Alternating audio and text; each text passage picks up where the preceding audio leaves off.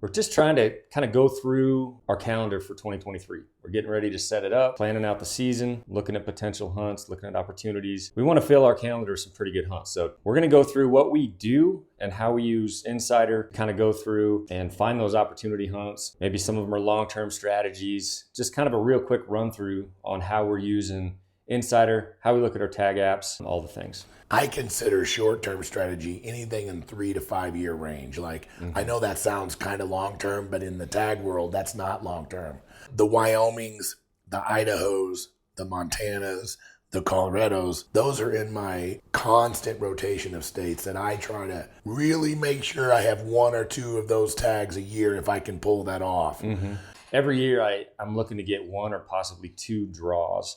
And so that's how I look at my overall strategy. I've got a couple states that I'm looking at, I'm just dumping points into every year. If I get a hunt there someday, great. The Utahs, the Arizonas, but I'm more looking at short term, what I'm going to be hunting this season and then in the next 3 to 5 years. One of the things that you and I both have had to do, which is very painful, but if you're going to play this game, it's an expensive game, right? This is not for the faint of heart for cost. You got to have a very understanding wife. You got to have an understanding wife, and you got to understand that this is a long-term investment. But you also have to understand, if you're going to play the game the way we play it, you're going to have to give some tags back. Yeah. There's going to be multiple times, taking this approach, you're going to have to turn in $1,000 elk tag. It's painful, right? I think you've done it more than me. Yep. Because if you don't do this approach, you could end up with no tags. If you're a non-resident traveling, other than Colorado, you really could end up with no elk tags. Yeah. So I have guys that message me all the time, say, man, I'm going to try to draw New Mexico. And I'm like, awesome. I said, what else are you doing? Well, I'm just going to try New Mexico this year. I'm like, if you take that approach, you're going to be sitting on the bench. I will rearrange my schedule if I happen to draw a New Mexico tag. The most important thing is to hunt. If you don't hunt and all of a sudden you draw a number 10 archery tag, you're not prepared.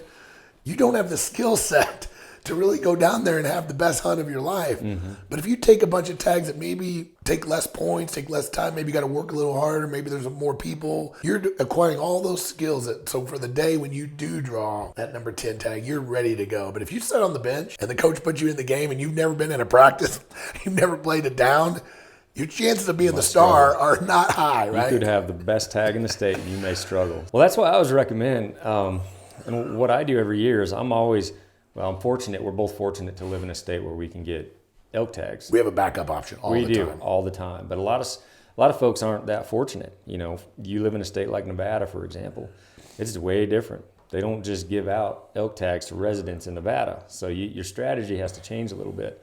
But I always recommend trying to grab, at least a couple few over-the-counter tags, whatever states that are available. Now they're becoming harder and harder to get, especially for elk. But for mule deer, there's still plenty of opportunity tags out there. And then also trying to grab a sweet unit here and there. I don't tend to go for 10 to 15 point units. I would prefer more hunt opportunities. And a lot of these units, it feels like there's going to be an older age class buck in there somewhere.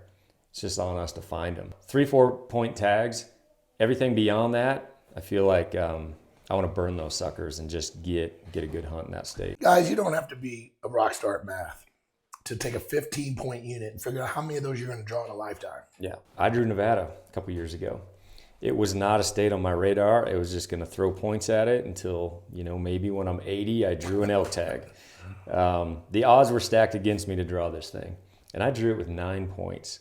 And so I dropped all my other elk opportunities to go for, obviously, you're going to do whatever it takes to fill that tag. And now, with my age and whatever, there's a 6 or 7 year wait time before you can even start applying for elk in Nevada. It's one of those deals.